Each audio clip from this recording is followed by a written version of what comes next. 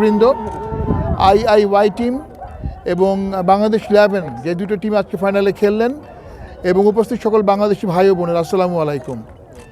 আমি অত্যন্ত আনন্দিত যে আজকে আমাদের এই ক্রিকেট টুর্নামেন্টের ফাইনাল খেলা উপভোগ করতে পেরে। এটা ছিল যৌথভাবে আমাদের বাংলাদেশ এবং কুয়েতের কূটনৈতিক সম্পর্ক স্টাবলিশমেন্টের 50 বছর পূর্তি এবং তারুণ্যের উৎসব, যেটা আমাদের বাংলাদেশব্যাপী হচ্ছে, সেই দুটো উপলক্ষে আমাদের এই টুর্নামেন্টের ফাইনাল খেলাটা আজকে অনুষ্ঠিত হলো। বলা হয় ক্রিকেট হচ্ছে একটা জেন্টলম্যানস গেম, তো খুব সুন্দরভাবে এই খেলাটা আপনার জেন্টলম্যান গেম হিসেবেই যেভাবে খেলেছেন এবং যেভাবে অর্গানাইজ করেছেন এত বড় একটা অনুষ্ঠান, আমি সবাইকে সাধুবাদ জানাই। এবং বিশেষ করে বাংলাদেশ ক্রিকেট অ্যাসোসিয়েশন যারা ক্রিকেটে তাদের কার্যক্রম চালাচ্ছেন কুয়েতে, এবং স্পন্সর যারা আছেন, আপনারা স্পন্সর ঠিকমতো না করলে এই টুর্নামেন্টটা হয়তো ঠিকমতো হতে পারতো না।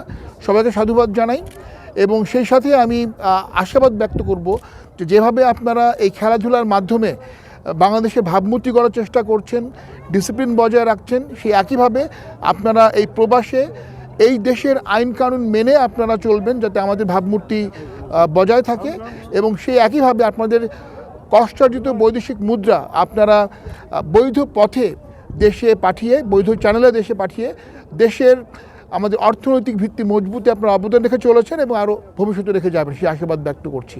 সবাইকে ধন্যবাদ জানিয়ে আমি আমার বক্তব্য শেষ করছি। ভালো থাকবেন। আল্লাহ হাফেজ।